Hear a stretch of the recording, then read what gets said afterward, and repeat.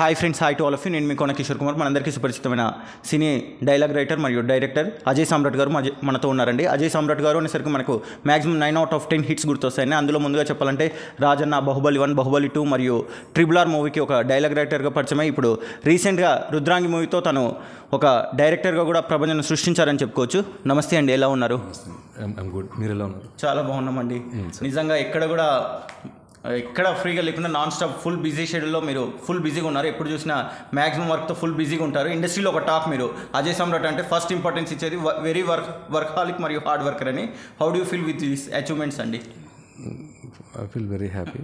Okay, అదే నేను బిజీగా ఉంటానంటే బికాజ్ ఎప్పుడు స్టోరీస్ రాసుకుంటాను. రైటర్ థాట్ ప్రాసెస్ కదా. ఓకే, ఇప్పుడు ఆ థాట్స్లో ఉండటం, లేకపోతే మనం కమిట్ అయిన మూవీస్ వర్క్ చేయటం. సో ఇదే బిజీ అనేది ఉండదు. ఓకే సార్, మేము స్ట్రైట్ ఫార్వర్డ్గా ఒక క్వశ్చన్ అడుగుతామండి, తప్పుగా అనుకోకండి. మీరు అడగండి. ఇప్పుడు రాజన్న మూవీ ఇప్పుడు తెలంగాణ పోరాట సమయంలో అదొక ప్రపంచం, నిజంగా చెప్పాలంటే మ్యాక్సిమం హిట్ సాధించింది. రాజన్న కానివ్వండి, బాహుబలి 1, బాహుబలి 2 ఇవన్నీ పాన్ ఇండియన్ మూవీస్. మరియు రీసెంట్గా RRR మూవీ ఒక రేంజ్లో గ్లోబల్ రేంజ్లో అవార్డ్స్ రీసు అయిన మూవీ అని చెప్పుకోవచ్చు మనందరము.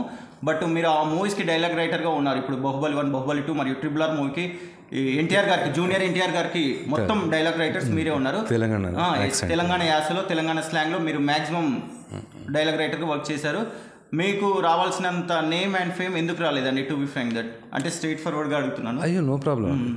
అంటే ప్రతి వాళ్ళకు ఒక టైం ఉంటుంది. సార్, అవి సక్సెస్ అయినాయి, మంచి సినిమాలు, దాంట్లో నేను ఒక పార్ట్ ఆఫ్ ఇదయ్యాను, నాకు సంతోషం అది. సో రుద్రంగి ఉంది. రుద్రంగి ఏంటి, వెల్ మేడ్ పిక్చర్ అంటే చాలా బాగా తీశారు. డైలాగ్ రైటర్గా మీరు డైలాగ్ రైటర్ నాకు అసలు ఫస్ట్ నేను డైరెక్టర్ అవుదామని వచ్చాను. Okay sir. So unexpectedly entered in the writing ఇదిలోకి వెళ్ళాను. సో అంటే నా చుట్టుపక్కల ఉన్న ఫ్రెండ్స్ రైటింగ్ స్కిల్స్ ఉన్నాయి కదా, వై డోంట్ యూ, నువ్వు ఎందుకు రాయకూడదు అంటే, ఆ తర్వాత నేను అక్కడ నుంచి దాన్ని వే మార్చుకొని యాజ్ అ రైటర్గా ముందుకెళ్ళి, సరే ఫస్ట్ రైటర్గా వెళ్తే వీ కెన్ నో ఎనీథింగ్ అంటే ప్రతి తెలుసుకోవచ్చు. అసిస్టెంట్ ఎయిటర్ అంటే ఇంకా నా దృష్టిలో అది అక్కడ నేర్చుకోవడానికి ఏమి ఉండదు, మెకానికల్ వర్కే ఉంటుంది కాబట్టి. సో అందుకోసమే నేను ఫస్ట్ రైటర్గా వచ్చాను. యాజ్ అ రైటర్గా నేను మీకు తెలిసిన సినిమాలు అయ్యి, సో చాలా సంతోషం అలాంటి సినిమాలు రాయటం. అందులో మీరు రాజమౌళి గారి డైరెక్షన్లో వాళ్ళ ప్రాజెక్ట్స్లో మీరు వర్క్ చేశారు. How do you feel with working SS Rajamouli garu అండి? ఇట్స్ గ్రేట్ ఫీల్, ఆబ్వియస్లీ కదా, ఆయన legendary director in Indian industry. That's true. I feel very happy. అంతే. ఇంకా ఓకే అండి, రుద్రాంగి మూవీ గురించి మిమ్మల్ని ఒక క్వశ్చన్ అడుగుతాను.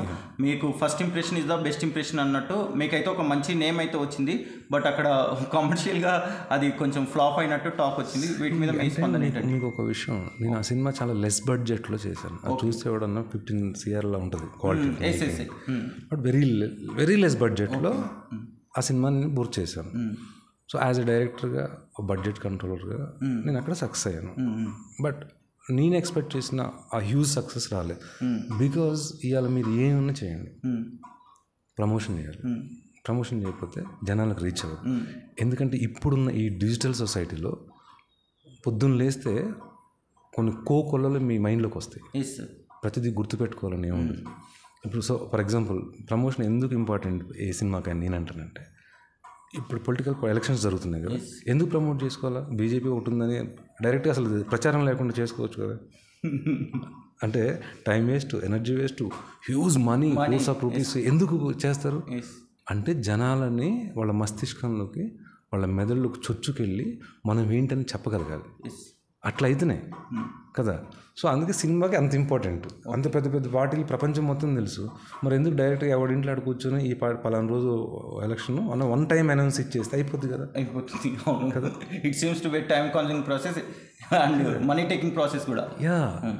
సో ద ఫ్యాక్ట్ ఈజ్, ఏ సినిమా అయినా చాలా గొప్ప సినిమాలు 2 టైప్స్ ఉంటాయి అది దెబ్బతింటానికి. ఒక ల్యాక్ ఆఫ్ ప్రమోషన్, ఇంకొకటి ఆ ట్రెండ్లో అది ఉండకపోవటం. ఒక ప్రజెంట్ ట్రెండ్ ఒకటి రన్ అవుతూ ఉంటుంది, హ్యూమన్ సైకాలజీ, అందరూ దానికి అట్రాక్ట్ అవుతారు.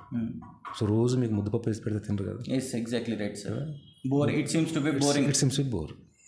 ఆఫ్టర్ దట్ మీకు రోజు బిర్యానీ తిన్నా కూడా నచ్చదు.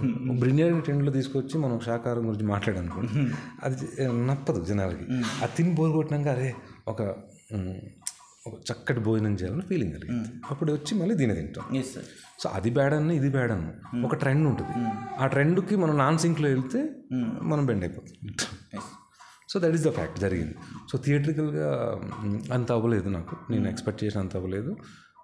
బేసిక్ రాంగ్ ఏంటంటే there is no the much of promotional aspects. So that is the very biggest drawback for Rudrangi. Loss అయితే రాలేదు కదండి మీకు మూవీకి? ఎక్కడైతే లాస్ అయితే రాలేదు. మేబీ ప్రొడ్యూసర్ ఇంకా ప్రాఫిట్లో ఉండొచ్చు. ఓకే, డిజిటల్లో. Okay, fine. So friends, for more genuine information please subscribe shine like a star in news. Thank you.